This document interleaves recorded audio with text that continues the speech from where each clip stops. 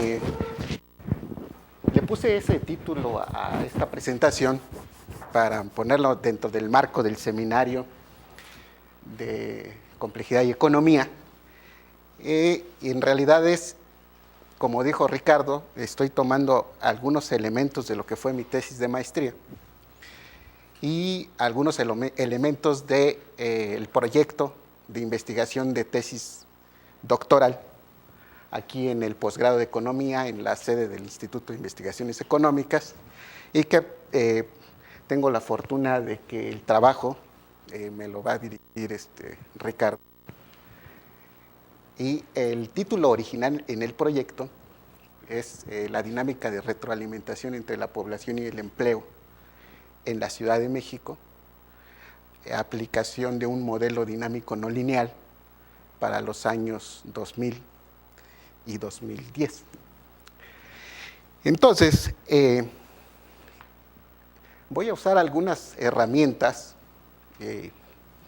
que pueden acercarnos primero a un diagnóstico de lo que sería la Ciudad de México como un sistema complejo, y esa dinámica de retroalimentación, feedback, entre estas variables que les mencioné en un principio. Sin embargo, si tomamos en cuenta más o menos las definiciones que se han dado de lo que es un sistema complejo, pese a que no hay una definición universalmente aceptada de lo que es un sistema complejo, diría Gustavo Martínez Meckler que es fácil identificar lo que es un sistema complejo. Y entre ellos, él dice, por ejemplo, los sismos, ¿no? Los sismos donde se dan eventos de gran magnitud, eventos de mediana magnitud y eventos pequeñitos, sismos pequeños, y los de gran magnitud son de menor frecuencia que los medianos y los pequeñitos. Y bueno, las turbulencias, los huracanes, él los ubica como sistemas complejos, y también dice que el sistema urbano se puede ubicar como un sistema complejo. Por las características, son sistemas que evolucionan en el tiempo, son sistemas donde podemos encontrar la propiedad de la autoorganización y sobre todo patrones emergentes, ¿no? Entonces, en un principio, podríamos pensar en que los elementos del sistema son los individuos heterogéneos, o por lo menos heterogéneos en su función, que están interactuando.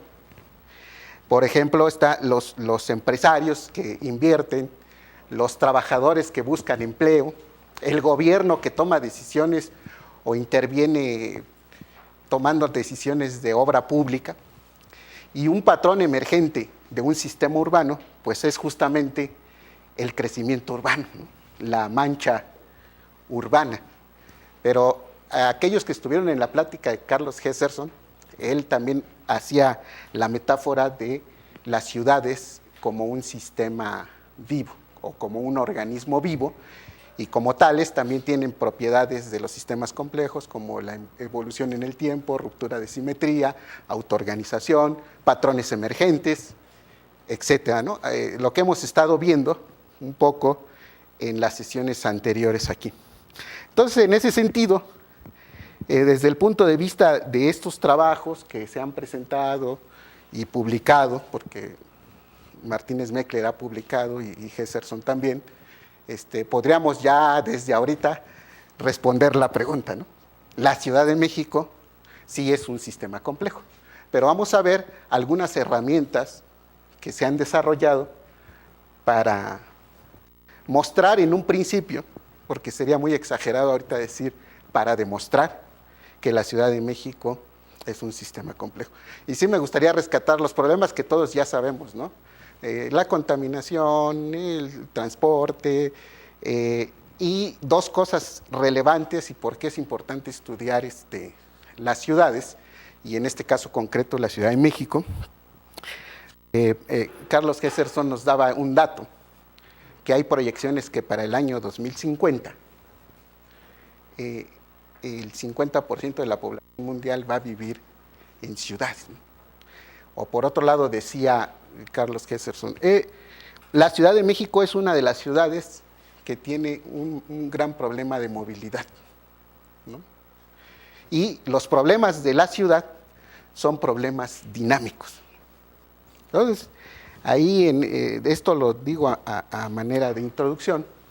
Y bueno, con esta diapositiva que dicen que una imagen dice más que 1000 palabras. Hace rato estaba bromeando con Rosy y Edgar y les decía que esa la tomé ayer, que los que estaban regresando del fin de semana largo. Pero no, es una fotografía cotidiana de la autopista México-Cuernavaca, pero ese mismo fenómeno lo podríamos ver en la México-Pachuca, en la México-Toluca, en la México-Querétaro, y no se diga en la México-Puebla, ¿no? Donde se han desarrollado, por la cercanía con Ciudad Nezahualcóyotl y más para allá con Ecatepec, y ¿cómo se llama? Iztapaluca, que donde Geo ha desarrollado una cantidad inmensa de unidades habitacionales, ¿no? Y entonces, bueno, di una introducción a manera de preámbulo. Fíjense que esa fotografía de Londres, es una fotografía satelital. Anduve buscando una semejante para la Ciudad de México, esta es desde avión. Pero esa que estamos viendo en Londres también se ve el mismo patrón para la ciudad de París.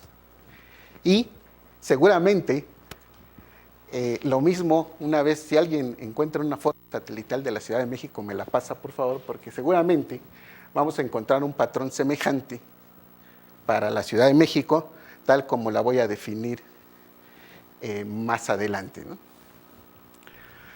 Entonces, el contenido es la configuración actual de la Ciudad de México, ¿no? Ahorita les digo que es el DF, que municipios del Estado de México y uno de Hidalgo. El planteamiento del problema, la hipótesis, que es una hipótesis donde estoy rescatando la parte económica que está incidiendo en el crecimiento de la Ciudad de México, la metodología.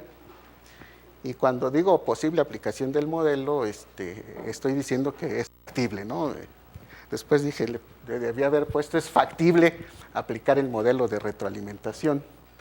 Y bueno, una bibliografía donde después encontré más cosas que me faltó incluir, ¿no? Entonces, hoy la Ciudad de México son las 16 delegaciones políticas que todos ya conocemos, 40 municipios del Estado de México, que si ustedes más adelante vamos a ver un mapa, todos rodean al Distrito Federal, y luego de ahí junto a esos están otros municipios que muestran el crecimiento, y un municipio de Hidalgo que es Tizayuca, que ahorita vamos a ver geográficamente por qué la mancha urbana se extendió hasta allá, hasta Tizayuca. Entonces, aquí yo voy a entender Ciudad de México igual como a zona metropolitana de la Ciudad de México, que en todo caso son esas 40, 16 más o menos, esas 57 unidades político-administrativas. Y bueno, tan solo Iztapalapa, que es la delegación más poblada, vean esas fotos de la mancha del crecimiento urbano. Y bueno, puse Nezahualcóyotl, pero actualmente Ecatepec es el municipio más poblado, no solo del Estado de México, sino del país, y que es vecino de Neza, y que es vecino de la Gustavo Amadero, o sea, toda esa zona. Bueno, fíjense, se ve la foto de Londres. Este es un mapa, pero si pudiéramos tomar la foto, vean cómo esto se parece a la fotografía que mostré de Londres, ¿no? Si ustedes notan, la parte azul es el área urbanizada, la parte verde es lo que se llama la zona metropolitana del Valle de México, que a diferencia de la zona metropolitana de la Ciudad de México, criterio es la mancha urbana, para definir la zona metropolitana de la Ciudad de México. Y la zona metropolitana del Valle de México, solo se le agregan a la zona metropolitana de la Ciudad de México 18 municipios más del Estado de México. Entonces, la zona verde, aquí ustedes alcanzan a ver, aquí tengo el apuntador, este es el Distrito Federal, y todos estos son la zona verde en municipios del Estado de México, ¿no? Y por aquí debería notarse, voy a poner otro como a manera de zoom, donde se nota mejor el municipio de Tizayuca, que pertenece al estado de Hidalgo, y estas manchitas color naranja son las ciudades cercanas y otras no tan cercanas, ¿no? Está Pachuca, está Toluca, Cuernavaca, ¿no? Puebla, Tlaxcala, es Jalapa, en fin, ¿no? Pero prácticamente esta zona azul es la que se va a estudiar o a la que se le van a aplicar a datos de esa zona, se les va a aplicar los modelitos que voy a mostrar más adelante como parte, bueno, ni tan modelitos, son unos modelos que en la parte de la metodología, ¿no? Entonces, aquí hubiera querido, bueno, encontré un mapa específico de la zona metropolitana de la Ciudad de México, pero ya un poco viejito y nada más abarcaba 40 unidades político-administrativas, pero actualmente son 17, ¿no? Entonces, la parte blanca, vean, todos conocemos el mapa del DF, la parte verde, otra vez es los municipios del Estado de México, y que podemos ver todos estos que rodean, pues obviamente, pues aquí junto al DF está Ecatepec, está Nezahualcóyotl, por acá está Naucalpan, Tlalnepantla, ¿cómo se llama esta? Este municipio, Cuautitlán, ¿no? Y aquí alcanzamos a ver en amarillo el municipio de Tizayuca, en el estado de Hidalgo. Pero vean aquí cómo nuevamente se alcanza a apreciar ese patrón que mostraba en las fotos de Londres al inicio. Por eso decía que se podía ver elementos heterogéneos interactuando como una propiedad emergente, la urbanización. Y detrás de eso hay un fenómeno socioeconómico que está haciendo que siga creciendo la Ciudad de México, y por eso es la tercera más poblada del mundo, con más de 20 millones de habitantes en toda esa área que ya mostré, ¿no? Son los 20 millones. Entonces, más o menos por los antecedentes, algunos estudios que han hecho, porque fíjense que este fenómeno ha sido abordado por urbanistas, demógrafos, sociólogos, geógrafos, etcétera. Y cada uno por su parte ha dado, ahora también ya por economistas, ¿verdad? Y por ejemplo, los economistas, por ejemplo, economistas del Instituto de Investigaciones Económicas, bueno, hay algunos que son de ahí, pero no son economistas, geógrafos, como Javier del Castillo, Felipe Torres, José Gasca.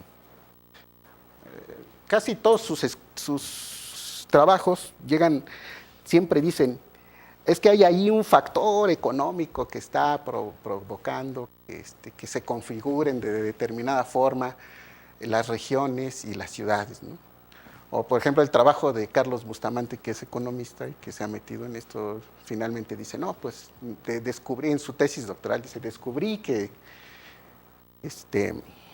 aún en periodos de crisis las ciudades tienen capacidad de autoorganización y de adaptación y sobresalen a pesar de las crisis, ¿no? Además que aquí hay que tener cuidado que su concepto de autoorganización es distinto al concepto de autoorganización en la teoría de los sistemas complejos, ¿no? Y bueno, pues también otro economista que también está haciendo su tesis doctoral, Roberto Ramírez, estudió bien cómo el Distrito Federal, él le llama, se dio un proceso de dispersión hacia los municipios conurbados, un proceso de desbordamiento, y ubica qué tipo de actividad económica, cuáles son los centros económicos, y aplica por ahí un modelito econométrico para tratar de demostrar que la Ciudad de México tiene una estructura policéntrica, ¿no? Él le llama policéntrica. Que hay varios centros económicos ya. Bueno, pero esto, ¿cómo fue que ocurrió? Rápidamente, así entre 1940 y 1975, que se ubica en el periodo de industrialización y del periodo del desarrollo estabilizador en la historia económica de México, hubo grandes oleadas de migrantes hacia la zona geográfica que ocupa el Distrito Federal, ¿no? El desarrollo industrial y el desarrollo estabilizador hacía que se demandaran empleos y empleos bien pagados. Y claro, hay otro tipo de consideraciones ahí como hoy se le llama a las migraciones a Estados Unidos a la búsqueda del sueño americano, ¿no? En esa época debió haber sido la búsqueda del sueño de la gran ciudad, que era la Ciudad de México. Y pues sí, tenemos testimonios de mucha gente que sí le fue mejor migrando a la ciudad que como se hubiera quedado en su lugar de origen, por lo menos en lo que se refiere a condiciones materiales de vida, ¿no? Porque ahora no sé qué tan sano sea viajar hacinado en el metro, colgado en los camiones, respirando. Ese video que nos mostró Gesser, donde la estación San Lázaro es muy representativo de lo que pasa aquí en la Ciudad de México.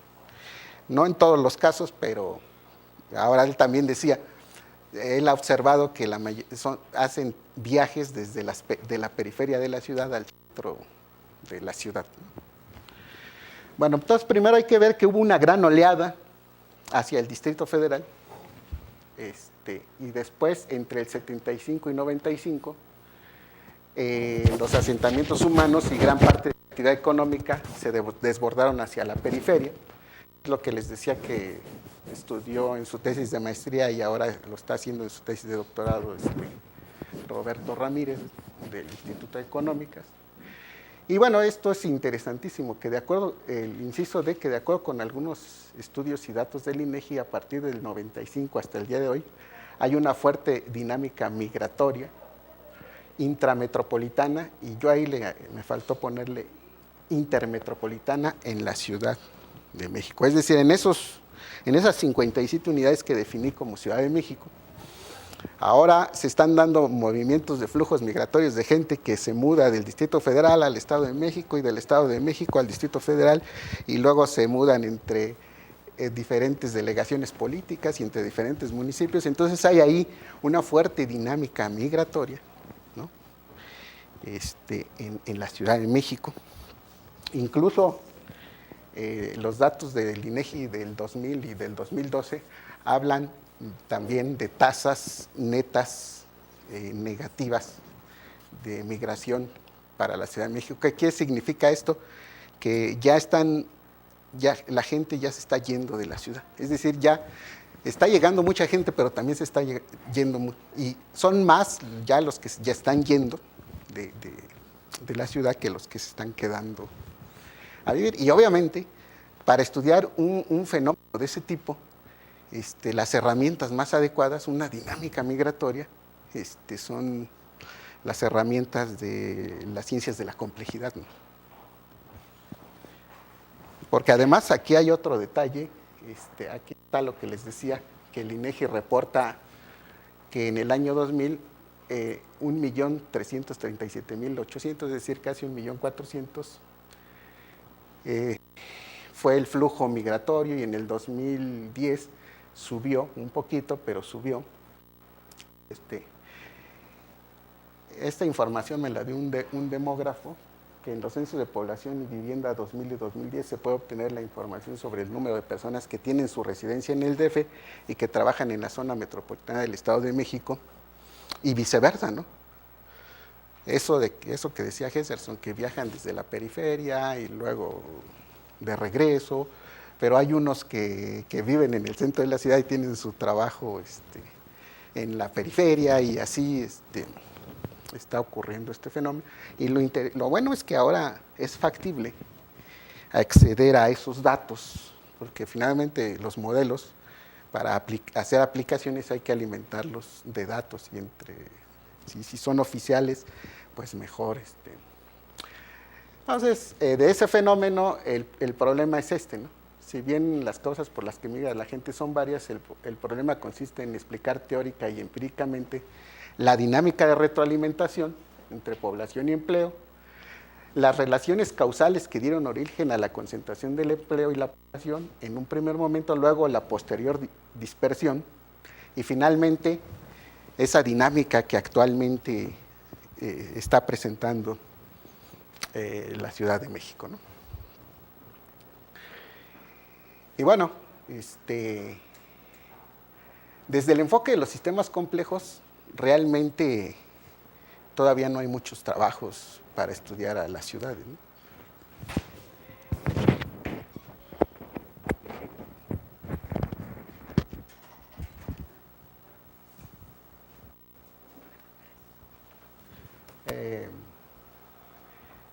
Entonces, primero tomo una hipótesis general de Peter Allen de este libro, que Ciudades y regiones como sistemas autoorganizados, modelos de la complejidad, ¿no?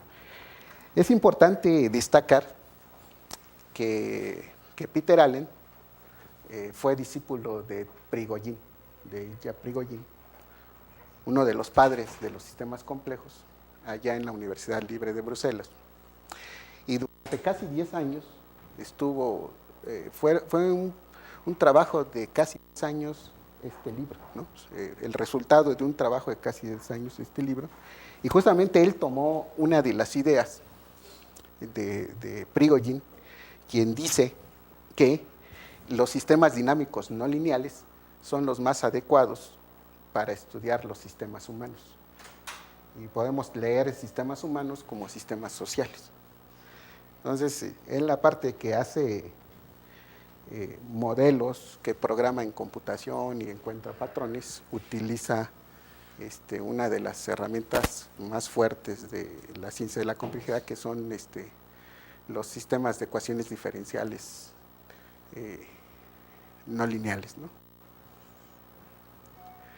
Entonces, primero está la hipótesis general de él, que dice que la historia de la urbanización creciente es de una migración a través de un largo periodo de tiempo y de una concentración espacial, ¿verdad? Esa palabra espacial, de inversión económica en áreas particulares. Claramente hay una relación entre las dos, ¿no? Aquí está la relación de feedback. Desde que la inversión económica va a los lugares donde hay fuerza de trabajo con habilidades apropiadas y un mercado, y los buscadores de empleo van a las áreas donde hay oportunidades de trabajo, ¿no? Aquí es lo que decía, vemos a la ciudad como a los individuos que viven en ella y que actúan y que se desplazan y que toman decisiones como son los elementos de un sistema que por lo menos en cuanto a su función son heterogéneos y que están interactuando, y que aquí lo interesante es que no se ponen de acuerdo, ¿no? O sea, bueno, sí, en economía se han estudiado los monopolios, duopolios, oligopolios, y existen los sindicatos, pero en sí, pues la gente, diría el doctor Germinal Cocho, va donde hay a buscar la papa, ¿no? A buscar la papa y se mueven buscando las mejores oportunidades de empleo, mejores salarios, etcétera. Y claro, hay que tomar en cuenta que eso no está en el modelo, pero lo comento, los factores endógenos de su comunidad de origen, que la pobreza, la falta de oportunidades, o lo que les cuentan los que emigraron a las ciudades de que allá es el paraíso, y que también ese tipo de cosas los motivan a emigrar a las grandes urbes. Y bueno, estoy presentando aquí gráficamente este fenómeno, aquí partimos de que ya es una área urbana donde se establece una nueva planta manufacturera. Por supuesto que aquí para establecer una nueva planta hay una decisión de inversión de los empresarios y esa nueva planta aumenta las oportunidades de empleo local, ¿no? Y son atraídos trabajadores, aquí puse calificados porque este esquema lo saqué del libro de Peter Allen, al área, la población se incrementa y en principio aquí se desarrolla esta línea que lleva a expansión local de servicios y abastecimiento a costos más bajos por oportunidad, ¿no? Y aquí en servicios pueden ser desde las viviendas, pueden ser servicios de salud, servicios de educación, y todo ello requiere decisiones de inversión del gobierno de esa localidad, abrir más vialidades, alumbrado público, escuelas, universidades, y eso hace que crezca la mancha urbana y mejores servicios y entretenimientos. Y bueno, esto es cuando se bifurca hacia acá el fenómeno que por acá explica el crecimiento urbano y por acá sigue explicando el ciclo económico que se sigue dando,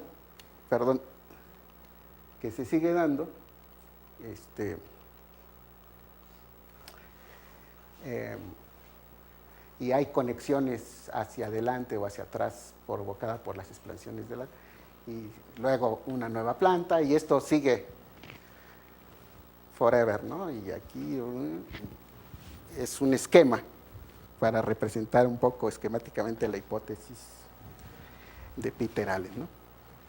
Y obviamente de allí saqué mi hipótesis para la Ciudad de México específicamente, porque como les mostré, tres fenómenos se observan, ¿no? A través de la historia: la concentración, el desbordamiento y ahora una fuerte dinámica dentro de la misma zona.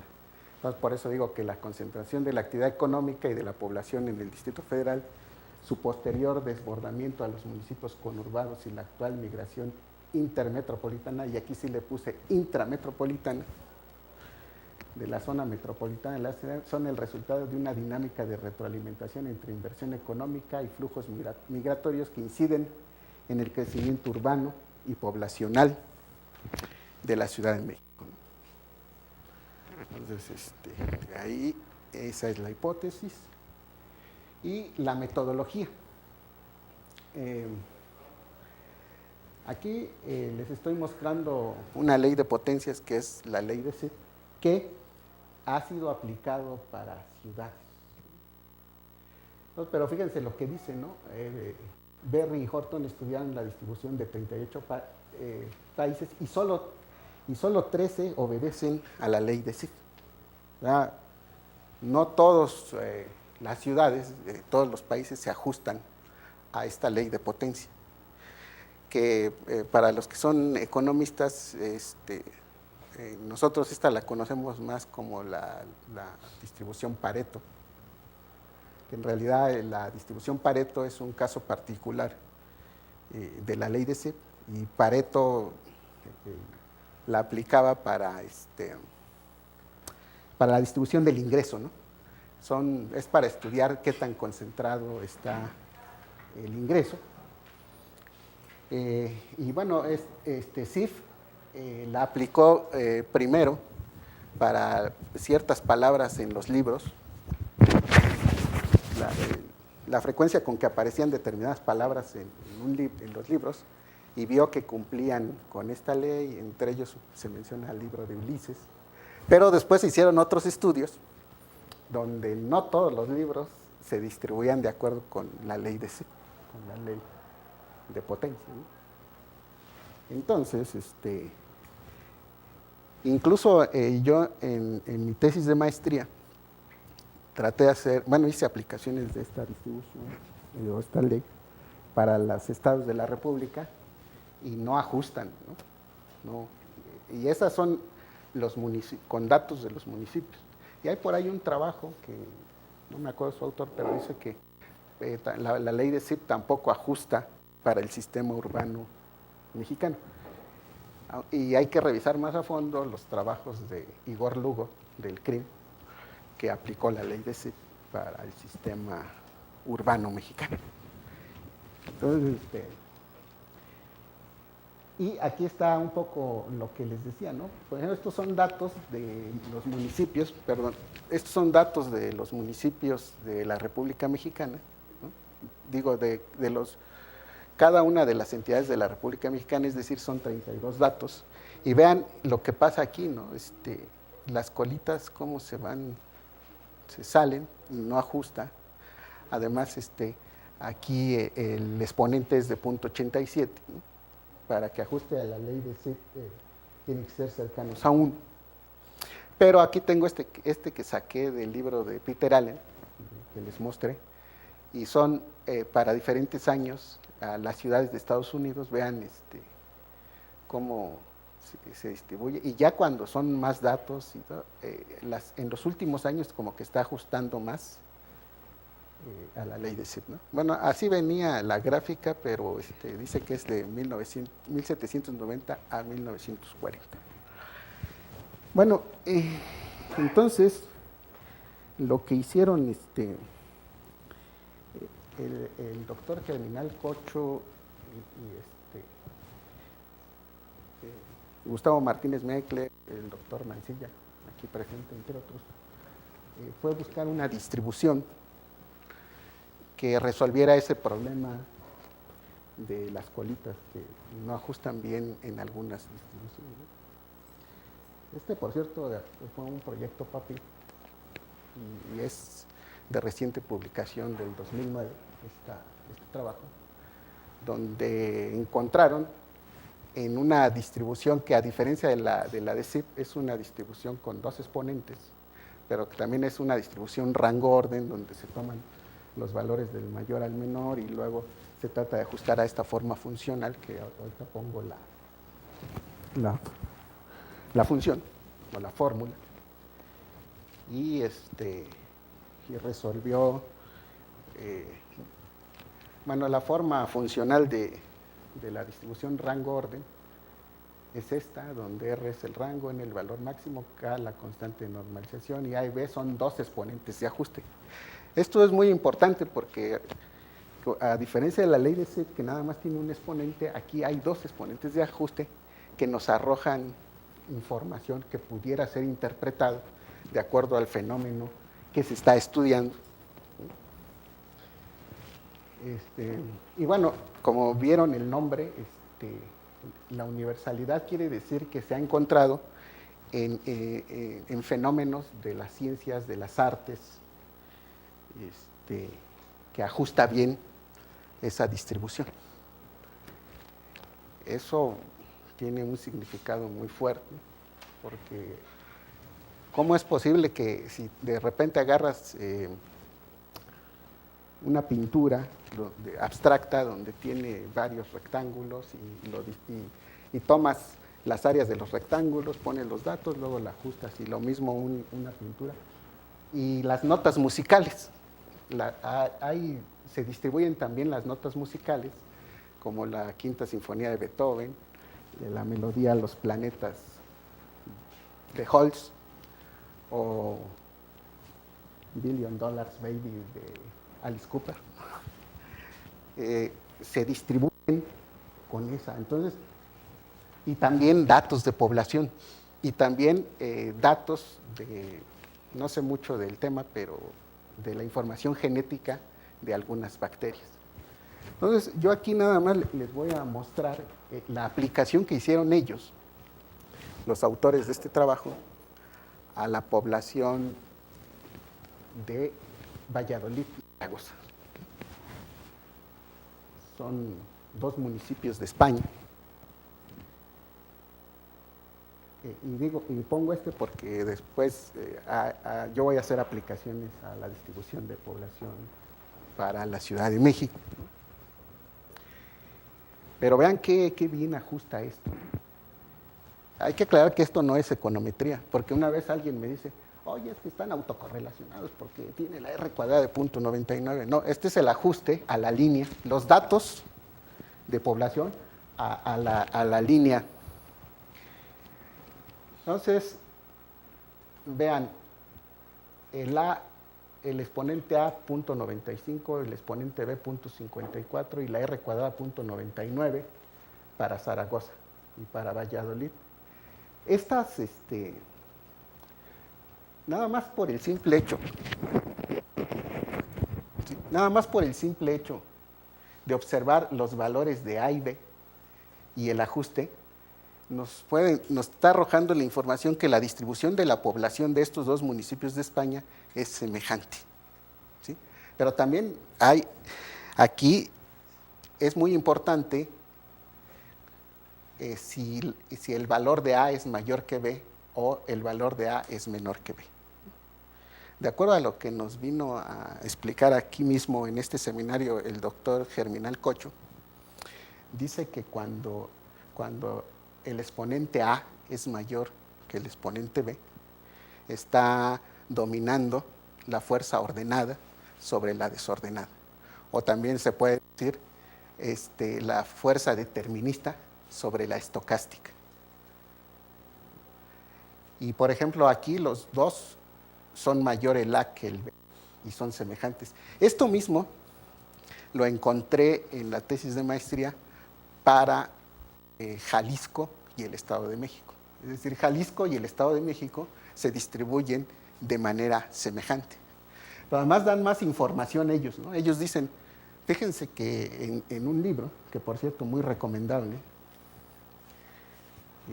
Encuentros con la complejidad, ¿no?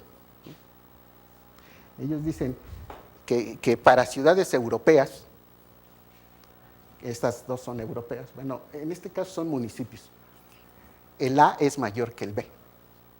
Pero para ciudades de países en vías de desarrollo, el A es menor que el B. Y lo mismo para el caso de China. Entonces, no solo es el hecho de haber resuelto el problema de las colitas en esta distribución, a diferencia de la CID-Pareto, sino es el hecho de que esos parámetros hacen una función como tipo clasificadores para que puede agruparnos a fenómenos que son semejantes, en este caso de la población. Y en ese sentido, está en estudio y ahí sería toda una línea de investigación, si todavía esto ya puede considerarse como una medición de un sistema complejo. Quizás hasta ahorita nada más podríamos decir que se trata de un diagnóstico, pero porque está captando la fuerza ordenada con la desordenada, la fuerza determinista y estocástica, o incluso si se está estudiando un fenómeno político, por decir algo, ¿no? Podríamos decir que el exponente A representa la fuerza conservadora y el exponente B la fuerza revolucionaria, por decirlo así, ¿no? Entonces, por eso es muy poderosa esta distribución rango-orden que en realidad es mejor conocida como la función beta generalizada. Bueno, entonces, obviamente a los datos de población de la Ciudad de México voy a aplicar este ajuste a ver qué me da. Que esto ya se ha hecho. Vean esto. Esta para la República Mexicana. Hace rato les mostré un intento de aplicación de la ley de CIP para los mismos datos, y esta es con la función beta generalizada. Vean qué bien ajusta. Y los propios autores dicen que este tipo de herramienta es ad hoc para los sistemas sociales. Y demuestran en este trabajo que ajusta mejor para los sistemas sociales que para otros fenómenos. Y en algún momento dice por qué en los sistemas sociales encontramos varios procesos que convergen y que muchas veces en esos procesos se dan fenómenos de conflicto y de contradicción. Entonces, imagínense, esto es una especulación mía, pero yo imagino el crecimiento urbano, cómo se da, por ejemplo, de repente el conflicto de que las ciudades atrae, es un atractor, y llega la gente, y el conflicto está que demandan vivienda, se establecen los paracaidistas, las ciudades perdidas, presionan al gobierno, el gobierno tiene... O sea, es un ejemplo de cómo podíamos ver procesos y dinámicas en conflicto que se dan en estos sistemas y que pueden ser captados por una distribución de este tipo, ¿no? Entonces, por ejemplo, fíjense, aquí un detalle importantísimo que viene en este libro es que dice que cuando A es igual a B, es decir, cuando los parámetros de los exponentes son iguales, está reflejando fenómenos de transición orden-desorden, ¿no? Orden, desorden. Bueno, esta es la población, al igual que de las entidades, pero también hay ahí una aplicación que hice para los asegurados totales al IMSS, porque esta variable que es económica representa a un indicador del empleo formal.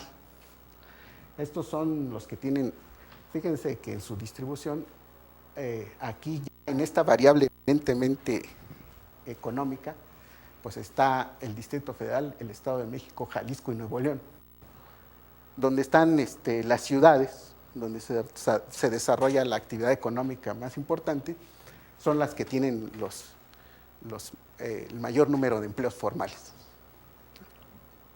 Bueno, obviamente esto lo voy a hacer para la Ciudad de México, porque fíjense que aquí uno dice, un demógrafo o alguien me diría, bueno, tú nada más estás tomando la variable población, pero también se puede ver desde otro ángulo y tomas la variable empleo formal, ¿no? Pero el hecho de que uno detecte un patrón ahí en cualquiera de las variables, eso todo está representando que detrás de eso hay varios procesos en conflicto y que además no necesariamente, no es muy indispensable en principio conocer cómo están de manera detallada, cómo están interactuando los elementos del sistema.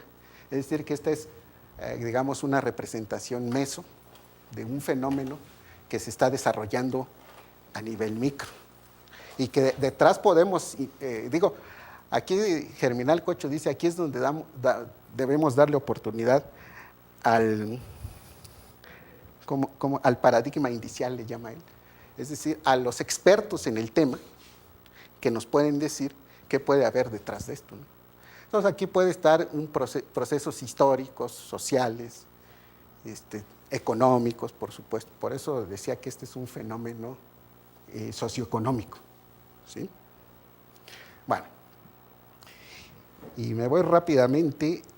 Fíjense que una cosa que sugirió el doctor Germinal Cocho es que este tipo de función beta, y si vemos que ajusta y se distribuye, y se pueden hacer varios experimentos y tomar y ir registrando resultados, etcétera, toda esa información nos puede llevar a la formulación de modelos, ¿no? Y como se trata de un modelo donde están presentes dos fuerzas, ¿no? Entonces lo más adecuado son modelos dinámicos no lineales. Lo mismo que dijo Prigogine, ¿no?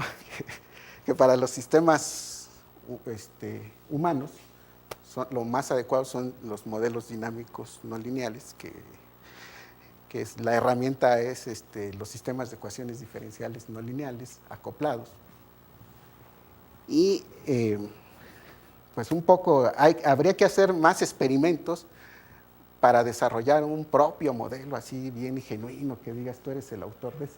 Entonces, como hace falta estar haciendo ese trabajo de experimentación, ¿no? Pues nosotros nos basamos en el modelo de flujos migratorios de Peter Allen, donde aquí en la primera ecuación está representando la población ocupada, no ocupada, aquí cómo evoluciona la variable de la población ocupada, aquí cómo evoluciona la variable de la población desocupada, y aquí los empleos, ¿no? En el modelo de Peter Allen esto es general, Y si ustedes ven, brinca de la ecuación 3 a la 7 porque aquí tiene dos parámetros de migración, que en su momento, como yo usé datos del 2005, no disponía información para esto. Ahora voy a usar datos, porque los datos del 2005, que para este fenómeno, bueno, para el anterior provienen del conteo de población y vivienda. Ahora, para homogeneizarlo con los datos de población y empleo, voy a usar datos del 2000 y del 2010 porque son de los censos de población y vivienda. Entonces, por eso aquí omitimos algunas ecuaciones que se desarrollan en los parámetros de migración y nos brincamos aquí a cómo evoluciona el empleo. Quiero llamar la atención que esta ecuación tiene la misma estructura de la ecuación logística de Verhulst. Y a partir de ahí, Ricardo y yo hicimos esto, que si se dan cuenta, esta es semejante a la primera, y aquí le puse 2 porque agarré todo el sistema junto, y le incluimos aquí estos parámetros A y B, es decir, que de momento quitamos la parte de la migración, pero rescatamos la idea de la retroalimentación entre la población y el empleo. Y bueno, tuvimos que obtener toda esa información que es la que requiere el modelo para correrlo. Entonces, ustedes pueden ver en amarillo la PA ocupada, la PA desocupada, los empleos formales y estos parámetros, y estos son estos 6 parámetros. Esto lo voy a pasar rápido porque ya corrimos el modelo que lo programó Ricardo en computación, y yo estuve haciendo las pruebas, y en principio este es el espacio fase que está captando al sistema en su conjunto, cómo evoluciona. Ahí se ve como si fuera una línea, pero en realidad, como está en 3 dimensiones, es una lámina. Es como una lámina que va así, se dobla y todo. Y una primera aproximación sería que es un sistema que evoluciona hacia un punto estable y luego se dispara. Es decir, que es un sistema que desde la teoría de los sistemas dinámicos es un sistema inestable, ¿no? Y bueno, luego corrimos cómo evolucionan las variables. Aquí tenemos en rojo al empleo informal, aquí tenemos en verde a la población económicamente activa desocupada, es decir, los desempleados, y en azul a la población económicamente activa ocupada, ¿no? Es decir, estas dos variables, que una es el espejo de la otra, se ajustan de acuerdo a la cantidad de empleos formales. Y esto es para la República Mexicana.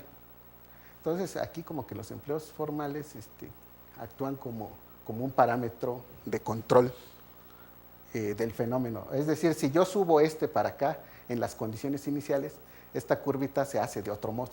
Y por consiguiente, esta que es el espejo de esta, de otro modo. Y así es como podemos ver que evolucionan en el tiempo. Y bueno, uno de los sinodales de mi examen de maestría decía, ¿y cómo puedes corroborar eso con la realidad? Y se me ocurrió, de las variables que arroja el modelo, calcular la tasa de desempleo y luego compararla con la que reporta el INEGI. Aquí, como se dan cuenta, las condiciones iniciales son la misma, y aquí está lo que reportó el INEGI, y aquí está lo que reportó el modelo. Y vean qué aproximado este modelito, cómo calcula de manera tan aproximada la tasa de desempleo. Eso es un resultado muy fuerte, ¿no? Pero que también está reflejando, cualquiera diría, oye, pero pues a lo mejor con econometría el horizonte de predictibilidad es mayor, ¿no? Pero lo que pasa es que se trata de sistemas dinámicos no lineales, que un pequeño cambio en las condiciones iniciales generan grandes cambios en los resultados. Entonces, Eh, pues esta es una prueba de qué tan confiable es este modelo, ¿no? Bueno, obviamente eso también lo voy a hacer para los datos de la Ciudad de México. Es que es un trabajal estar sacando toda la información y juntándola, porque tengo que agarrar las 16 delegaciones, los 40 municipios de Tizayuca y hacer todo esto. Y además, estos parámetros tampoco es fácil conseguirlos y calcularlos, sobre todo estos de tasa de crecimiento medio anual, proporción del empleo formal, bueno, proporción de solicitantes de empleos canalizados, proporción de solicitantes de empleo colocados, esas cosas, es un poco de talacha. Bueno, esta es la gráfica pueden ver en naranja a cómo a través del tiempo evoluciona la tasa de desempleo del modelo y acá la tasa del desempleo del INEGI, pero vean aquí cómo se nota gráficamente lo que ya vimos con datos, cómo evolucionan. Bueno, y aquí está una propuesta de inclusión, es decir, como al modelo de Peter Allen le quitamos los parámetros de migración, aquí está en rojo, volverlos a excluir, ahora incluir ese parámetro de migración, pero como un parámetro exógeno, porque en el modelo original de Peter Allen aparece como un parámetro endógeno. Y bueno, a ver si podemos programar eso y a ver qué resultados nos dan y meterle datos reales de la Ciudad de México, correr el modelo y ver si se nos acerca al fenómeno real y a ver si se pueden hacer algunas predicciones, ¿no? Entonces, bueno, parte de la bibliografía que he venido trabajando y pues eso sería todo. Gracias.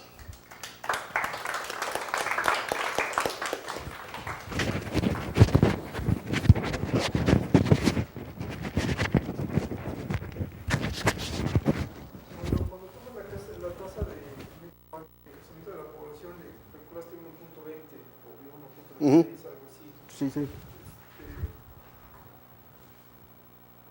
Estaba pensando en tus variables, pero pues cuando tienes un crecimiento desbordado de nacimientos, tienes como variable determinante los nacimientos y como variable estocástica los fallecimientos. Es indudable, ¿no? Se te están desbordando la población. ¿Sí? Cuando tienes eso, y viceversa, ¿no? Cuando tienes cuando tienes una tasa desbordada de nacimientos y una migración se te está desbordando, pues también tienes, ¿no? Como el único estocástico es la tasa de fallecimientos. A lo que voy es a que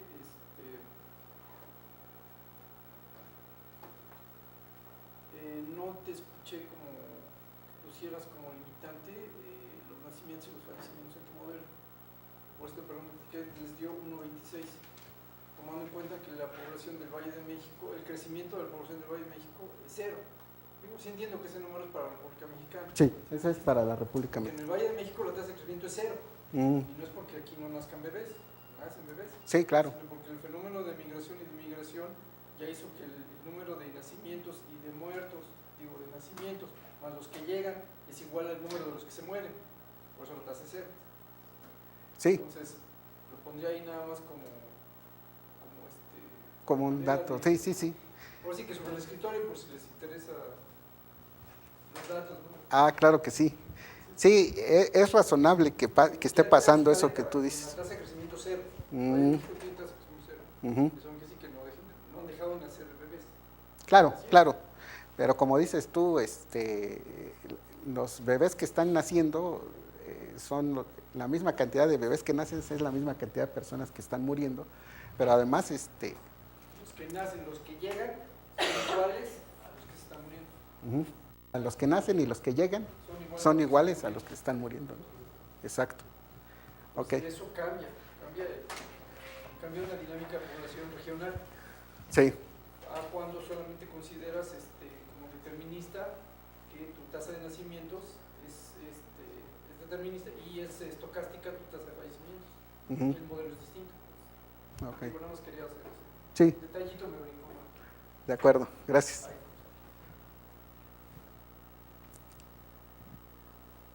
¿Alguien más?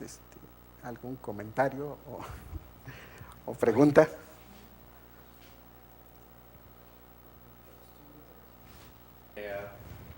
Después de la suerte de Semana Santa tenemos una exposición que está a cargo. No, igualitos no salen, pero el valor de A es muy cercano, son muy cercanos. Si tú haces la resta uno, y lo mismo con su valor de B, son muy parecidos, pero además si los ves gráficamente, y el ajuste es igual, y además si los ves gráficamente se ven así.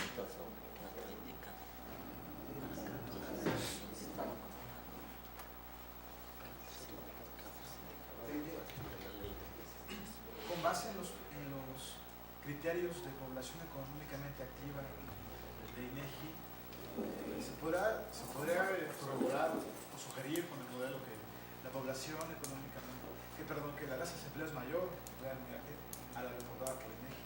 Se podría concluir en términos como generales que esa proyección se está haciendo como Sí, mira, aquí mismo ya presenté una simulación donde pongo de manifiesto primero, antes de hacer la simulación pongo de manifiesto primero que la forma en que el INEGI está calculando a la PEA ocupada y la PEA desocupada es una forma tramposa, y que entonces la PEA desocupada es mayor que la que está calculando el INEGI, y como el modelo se presta, pero sobre todo el modelo de retroalimentación de población y empleo, como ahí tú puedes meterle al modelo un cambio en las condiciones iniciales, pues puse que la población desocupada era mayor, lo corrí, calculé la tasa de desempleo y obtuve tasas de desempleo cercanas a 30%. Porque la primera cosa que dices, por mucho que estén en crisis en Europa, Grecia, España, que tienen tasas de desempleo de más de 20%, tú ves, ¿cómo te explicas que México tenga tasas de desempleo de 4%, de 3%? ¿No? Pero el truco está en que la forma en que levanta las encuestas el INEGI, y después ya que si tú corriges y lo metes al modelo, si te da otra tasa de desempleo. Sí, eso ya lo hice, lo presenté aquí y seguramente encuentran la presentación en la página. Se llama Simulaciones del modelo de retroalimentación de población. Gracias. La Ciudad de México es un sistema complejo, aparte de la ley de potencia. Bueno, ¿Cómo reforzar ese estudio? Bueno,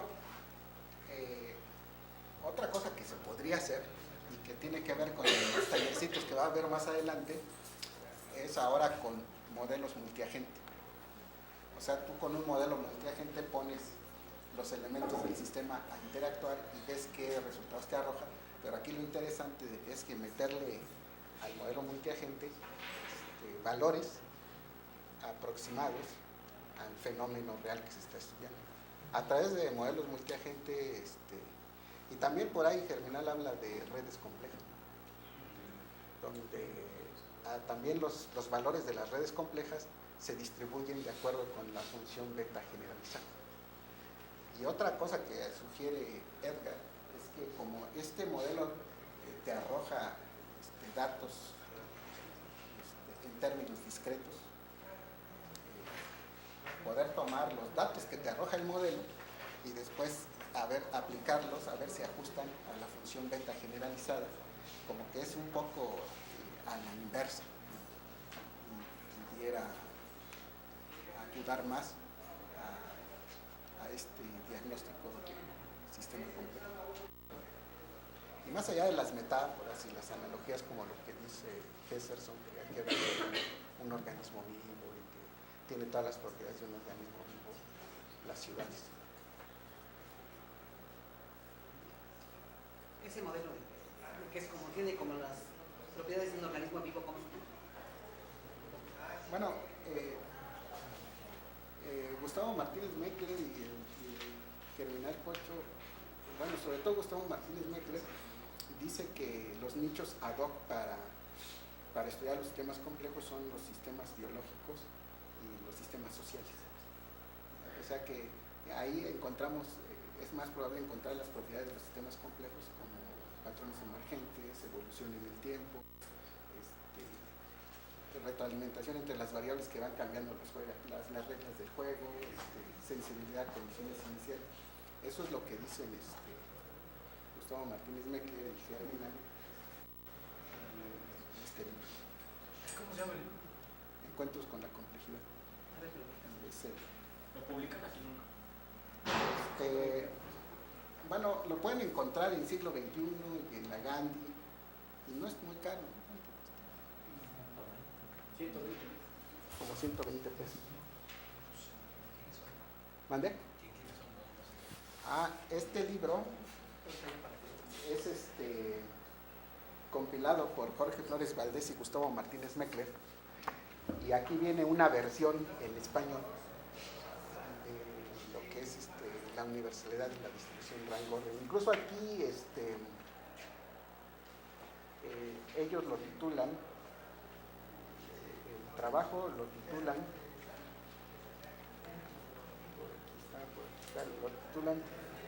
Complejidad en comportamientos universales en las artes y las ciencias. Este libro, cuando vino a exponer aquí Gustavo Martínez Meckler, ¿Y desde dónde trabajamos? del Instituto de Física de Cuernavaca, y es investigador del C3. Por cierto, Germinal Cocho y Gustavo Martínez Meckler, los autores junto con Mancilla y los que mencioné de la función beta generalizada, son los precursores de los sistemas complejos en México.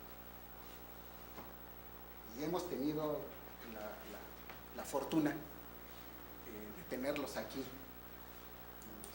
Y con sus exposiciones a mí me ha quedado más claro cómo se interpretan los resultados de esta función beta.